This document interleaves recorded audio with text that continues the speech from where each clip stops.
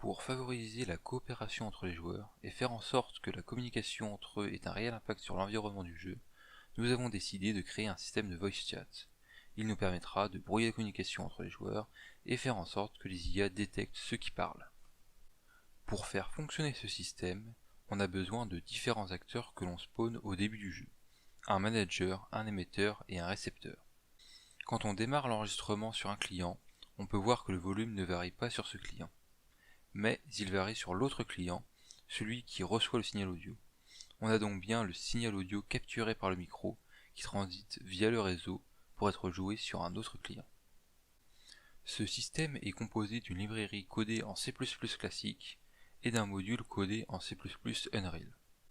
Pour les entrées et les sorties, on utilise une librairie externe à laquelle nous avons ajouté des classes threadSafe facilitant notre cas d'utilisation.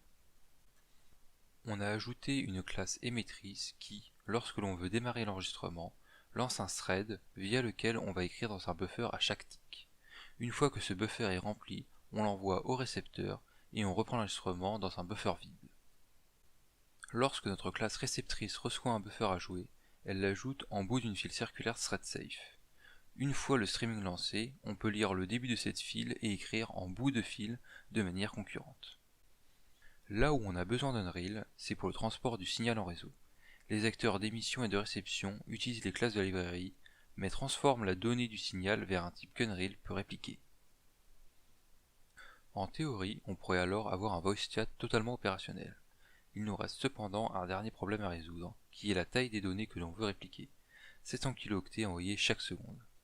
Nous allons donc compresser ce signal à la manière de la compression MP3, c'est-à-dire en déterminant les fréquences utiles via une transformée de Fourier et en ne transmettant que ces fréquences utiles.